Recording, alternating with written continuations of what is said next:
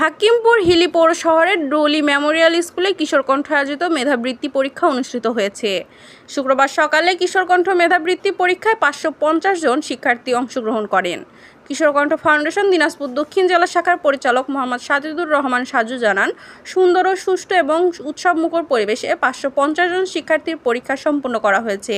সারা দেশে খুব অল্প সময়ের মধ্যে পরীক্ষা শেষে ফলাফল প্রকাশ করা হবে। কৃতী শিক্ষার্থীদের মাঝে ফাউন্ডেশনের পক্ষ থেকে 2 লাখ টাকার বিভিন্ন পুরস্কার ও সংবর্ধনা দেওয়া হবে শিক্ষার্থীদের, জানান তিনি।